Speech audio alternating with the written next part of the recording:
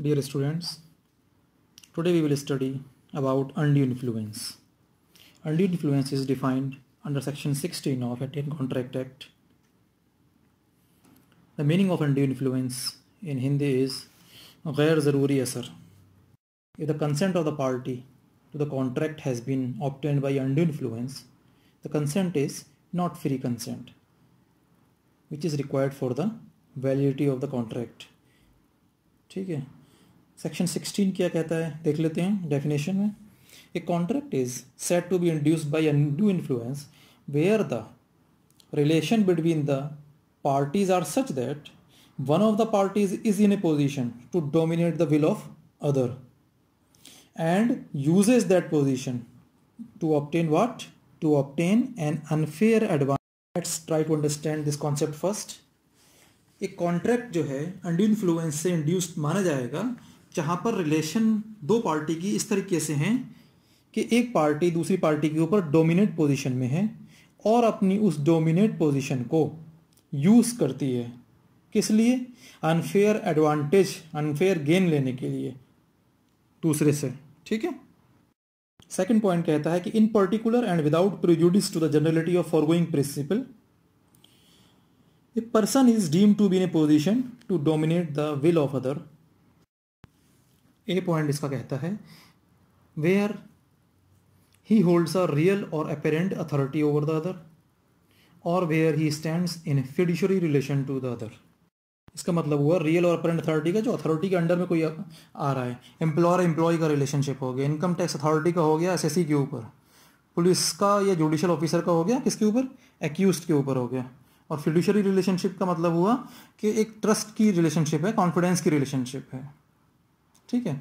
तो वो किसी के बीच में भी हो सकती है, ट्रस्ट और कॉन्फिडेंस की, स्पिरिचुअल एडवाइजर के बीच में हो सकती है और डिवोटी के बीच में, मेडिकल अटेंडेंट है और पेशेंट के बीच में भी हो सकती है, पेरेंट चाइल्ड के बीच में हो सकती है, मास्टर सर्वेंट, हस्बैंड वाइफ. ठीक है. Creditor debtor, principal agent, landlord and tenant, and दो फ्रेंडशिप करने वाले या लवर्स के बीच में हो सकती है, लवर एंड बिलव्ड के बीच में हो सकती है, गार्जियन और वार्ड के बीच में फिड्यूशियरी रिलेशनशिप होती है. तो ये पॉइंट कहता है, इसका 16 क्लॉज 2A कहता है कि इनमें आपस में इस तरीके की रिलेशनशिप है कि वो अपरेंट अथॉरिटी यूज कर रहे हैं एक दूसरे के ऊपर या फिड्यूशियरी रिलेशनशिप पे हैं. बात समझ में आई? और बी पॉइंट कहता है where he makes a contract with a person whose mental capacity is temporarily और permanently affected by reason of age, illness और मेंटल और बॉडीली डिस्ट्रेस. तो वहाँ भी अनड्यू इन्फ्लुएंस हो सकता है जहाँ पर कॉन्ट्रैक्ट किया जाए ऐसे इंसान से जिसकी मेंटल कैपेसिटी टेम्परेली परमानेंटली ठीक नहीं है, किसी वजह से, एज, इलनेस, मेंटल और बॉडीली डिस्ट्रेस होने की वजह से. इसका थर्ड पॉइंट देख लेते हैं. Where a person who is in a position to dominate the will of another. ये जो सिचुएशन है, एक पर्सन है, रिलेशनशिप है उनके आपस के बीच में, और ये जो है एक कॉन्ट्रैक्ट में एंटर करते हैं. Where a person who is in a position to dominate the will of another enters into a contract with him and the transaction appears on the face of it और on the evidence adduced what to be unconscionable. ये ऐसी दिखाई देती है transaction, अपने face पर ही ये दिखाई देती है कि ये की रीजनेबल नहीं है. ठीक है. ऐसा ये एविडेंस पेश करने पर अनकॉन्शनेबल दिखाई देती है. तो burden of proving that such contract was not induced by undue influence. ये बर्डन कि ये प्रूव करो कि ये कॉन्ट्रैक्ट अनड्यू इन्फ्लुएंस से इंड्यूस नहीं है, shall lie upon the person in a who is in a position to dominate the will of the other. जो इस डोमिनेट पोजीशन में है, जो रियल और अपरेंट अथॉरिटी या फिड्यूशियरी रिलेशनशिप रख रहा है, या जिसकी मेंटल कैपेसिटी फिट है और जो अनफिट मेंटल कैपेसिटी वाले से कॉन्ट्रैक्ट कर रहा है, तो वो जो डोमिनेट पोजीशन में है वो उसके ऊपर बर्डन है कि वो साबित करेगा, जहां पर सिचुएशन अपने आप कह रही है, अपने आप बोल रही है कि ये जो है लग रहा है कि रीजनेबल नहीं है, ये सबूत पेश करने पर लग रहा है कि रीजनेबल नहीं है, तो वही साबित करेगा कि ये जो है कॉन्ट्रैक्ट इंड्यूस नहीं है अनड्यू इन्फ्लुएंस से. यहाँ पर free consent. The examples of undue influence: A master enters into a contract with B, who is servant, and purchases the servant's property in less money, less amount. After certain time, the servant claims in the court in a dispute with regard to the property that he sold the property in that less amount due to the undue influence the master was exercising over him. So here the servant has option either to continue with the contract or he may go to the court. The court, on judging the nature of the agreement, may declare that it is induced by undue influence, because the relationship between the parties is such that master-servant relationship is there and the property is being sold to the master in less amount and servant is claiming also. So from the circumstances and the situation and the evidence produced or on the face of it, it may be proved in the court. Likewise, the relationship between a spiritual guru and his disciples may also be in the same category, where the disciple has donated his land to the spiritual guru without consulting his family or even consulting the family. He was actually under the undue influence of the spiritual guru. Later on, when he actually took action against the spiritual guru, he can claim that if the situation are like that his will was not free will and it was induced by undue influence, and under that inducement he actually donated the property which was worth of lakh rupees or having the value or which was belonging to the family.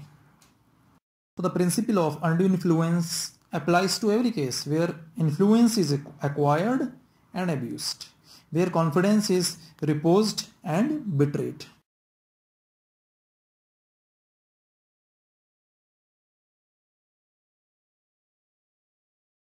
Essentials of undue influence.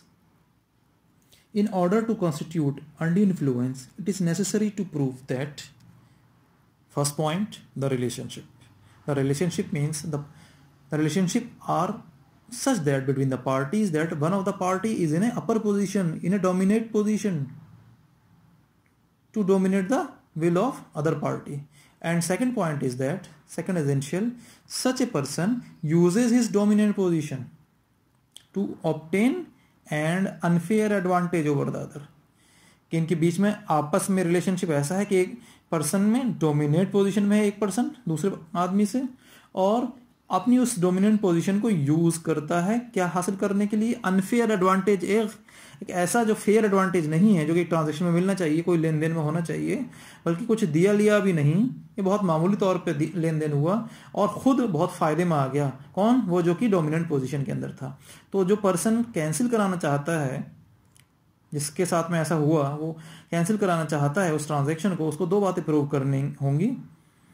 That the other party to the transaction was in a position to dominate his will, उसकी जो मर्जी है, इच्छा है, वो जो है dominate हो गई है, असरअंदाज हो गई है दूसरे की वजह से, एंड द दूसरी पार्टी ने अनफेयर एडवांटेज भी ले लिया है और ये इस वजह से हुआ है कि उसने अपनी पोजीशन का मिसयूज किया है।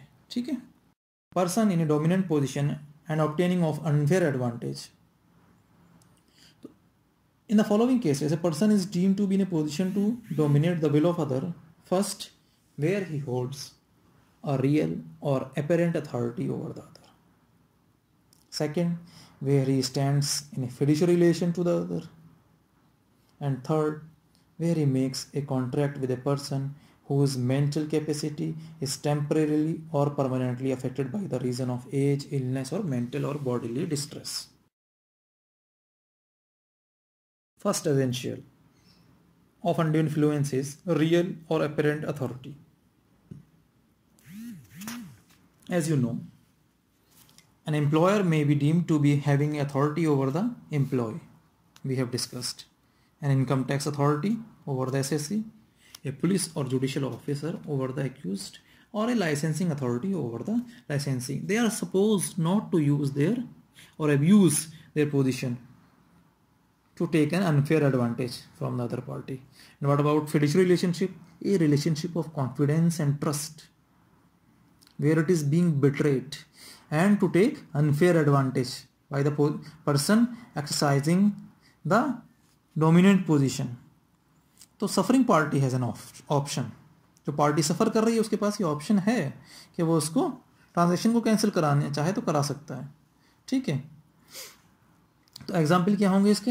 As we have discussed earlier, like solicitor और क्लाइंट का है, ट्रस्टी का और बेनिफिशियरी का है, स्पिरिचुअल एडवाइज़र का, डिवोटी का है, ठीक है, क्रेडिटर, डेप्टर और लवर एंड बिलव्ड के एग्जाम्पल है। जस्ट फ्यू एग्जाम्पल नहीं है, any relationship in which one party enjoy the active confidence of another party who is to lean on him and inclined to repose implicit confidence in him is enough to approximate to the kind of relationship।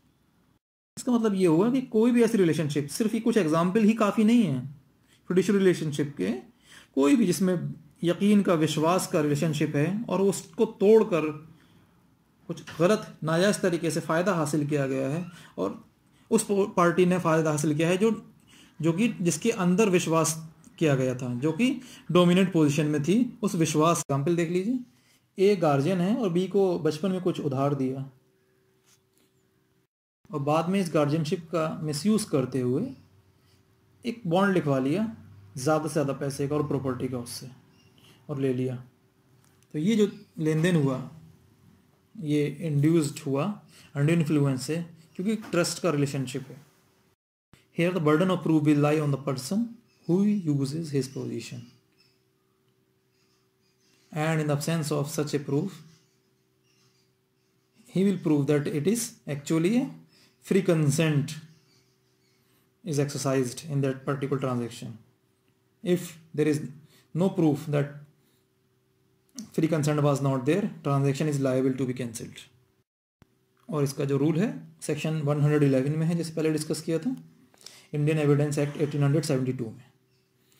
वो कहता है कि active confidence के दो लोग हैं, इनके बीच में ट्रांजैक्शन होता है तो burden of proving the good faith transaction, कि ये गुड फेथ का ट्रांजैक्शन है, फ्री कंसेंट का ट्रांजैक्शन है, is on the party who is in a position of active confidence, जो एक्टिव कॉन्फिडेंस की पोजीशन में है, जो थोड़ा ऊपर है और वो एक्टिव कॉन्फिडेंस में है, जिसमें ट्रस्ट है, कॉन्फिडेंस है दूसरी पार्टी का, उसके ऊपर बर्डन ऑफ प्रूफ है। वो साबित करेगा कि ये गुड फेथ ट्रांजैक्शन है। इसमें केस देख लेते हैं, मन्नू सिंह वर्सेस उमादत पांडे। प्लेंटिफ एक एजेड पर्सन थे, उन्होंने एक डीड एग्जीक्यूट की अपनी सभी प्रॉपर्टी की डिफेंडेंट के फेवर में। वो प्लेंटिफ के गुरु थे, डिफेंडेंट वाज प्लेंटिफ्स गुरु और spiritual adviser.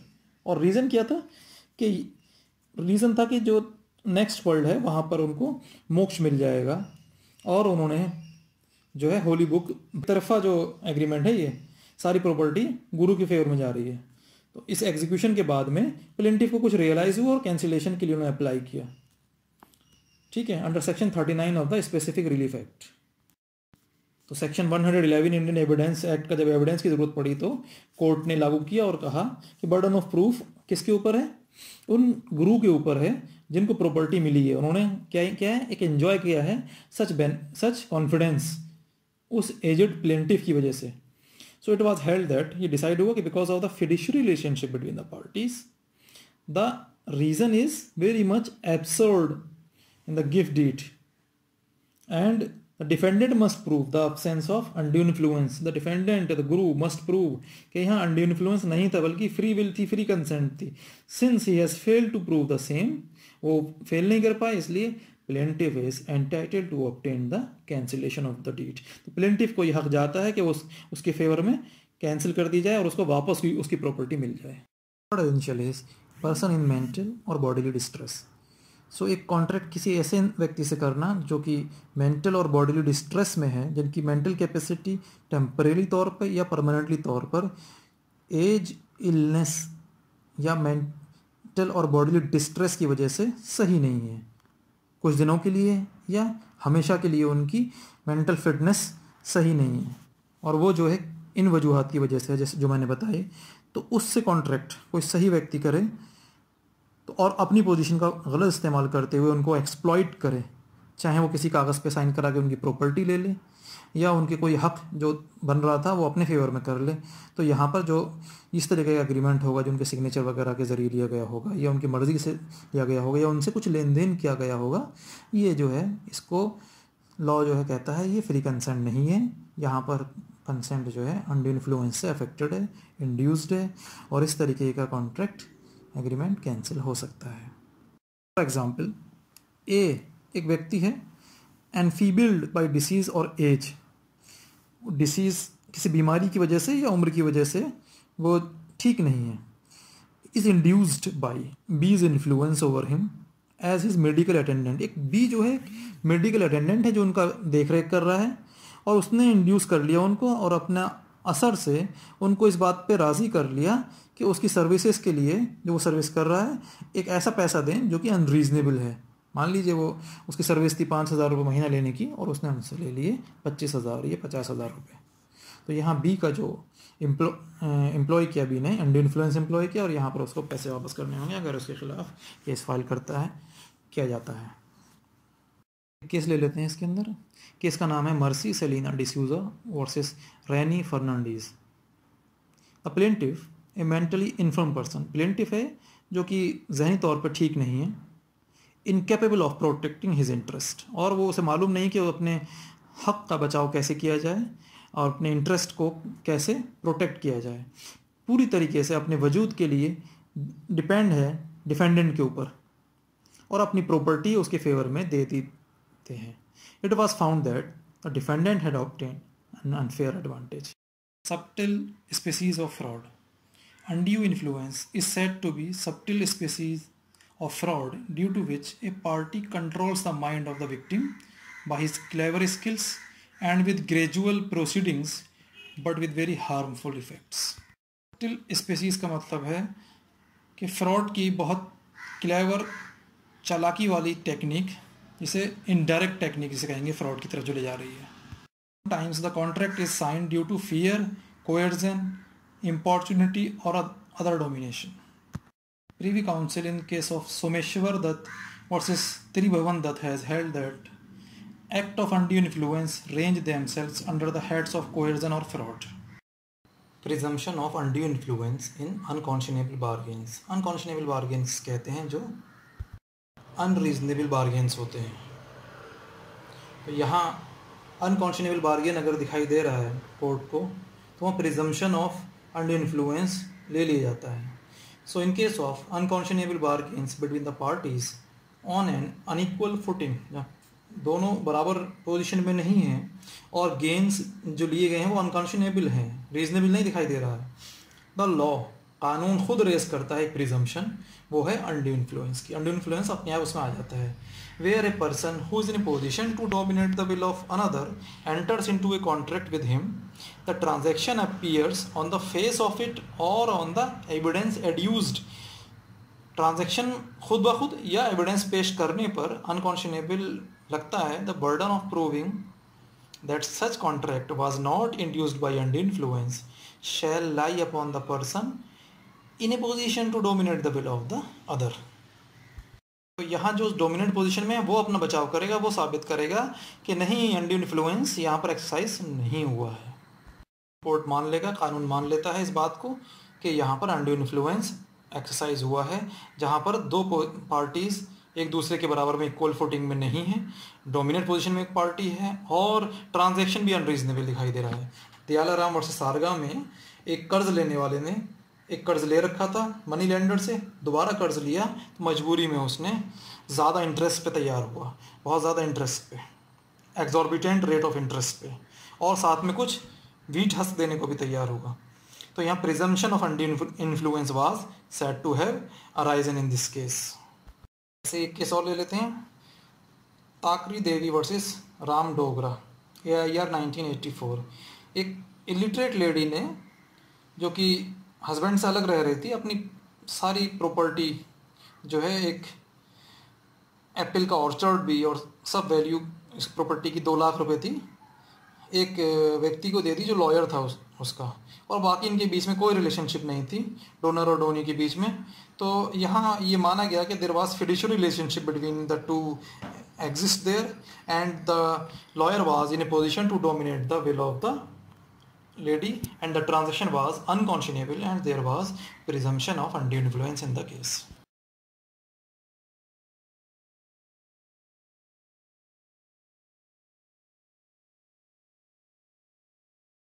Transaction with Pardanashi women. A lady in a veil, normally worn by Muslim ladies as a customary dress. Pardanashi women is a woman of rank, Hindu or Muslim, who lives in a seclusion, shut in zanana and having no communication except from behind the parda or screen. with any male person, except a few privileged relation or dependents. So Parda Nashin lady means the women who according to the customs ought not to be compelled to appear in public shall be exempted from personal appearance in court as per section 132 of Code of Civil Procedure. So where one of the parties to a contract is Pardanashi women, the contract is presumed to be induced by undue influence. In relation to Pardanashi women, Bombay High Court made an opinion that a woman becomes Pardanashi because she is totally exempted from ordinary social intercourse, not because she is the seclusion of some degree. In case of Tara Kumari versus Chandra Mauleshwar Prasad Singh, it was held by the court that essential thing to establish the burden of proof is that the party executing them should be a free agent and the women who is Pardanashi women should be informed about the terms and condition of a contract. In case of Puna Devi versus Muhammad Abdul Latif, it was held by the court that showing of the document to the Pardanashi women would not be enough to establish the burden of proof. Thus, he has to show that women were explained clearly the facts in the document of the transaction. So basically, this principle is based on equity and good conscience. So is also applied to men where due to their physical or mental capacity they are prone to easy influence and after inducement tend to enter into a contract or transaction relating to purchase and sale of the property. When there is no domination of will, every transaction where the terms are to the disadvantage of one of the parties need not necessarily be considered to be unconscionable. मतलब जहाँ पर किसी party का नुकसान हो रहा है तो हमेशा ये प्रिजम्पशन नहीं किया जाएगा कि अनकॉन्शनेबल गेन हो गया है. If the contract is to the advantage of one of the parties but the same has been made in the ordinary course of business, the presumption of undue influence would not be raised. तो normal तरीके से business हुआ है, एक party को ज़्यादा फ़ायदा है, एक पार्टी को इसमें जो है उतना फ़ायदा नहीं है और इसमें हमेशा जो है undue influence का प्रिजम्पशन रेज किया जाए ऐसा ज़रूरी नहीं है. ए ने अप्लाई किया बैंकर के पास एक लोन लेने के लिए जहाँ पर थोड़ी सी स्ट्रिंजेंसी थी मनी मार्केट के अंदर. बैंकर ने मना कर दिया लोन देने से सिवाय इसके कि वो इंटरेस्ट रेट थोड़ा बढ़ के मिलेगा, तो लोन ले लिया. तो ये जो ट्रांजैक्शन है लोन लिया ज़्यादा इंटरेस्ट रेट पे, तो ऑर्डिनरी कोर्स ऑफ बिजनेस के अंदर ही है and contract is not induced by undue influence.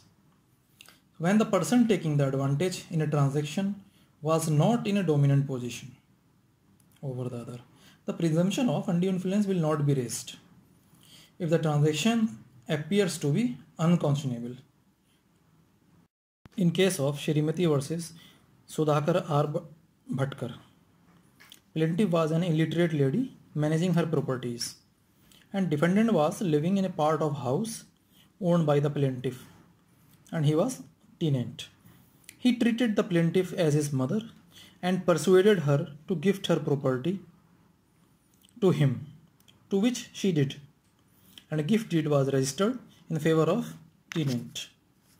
It was held after the dispute that mere persuasion by the plaintiff to the defendant to give the property did not mean undue influence.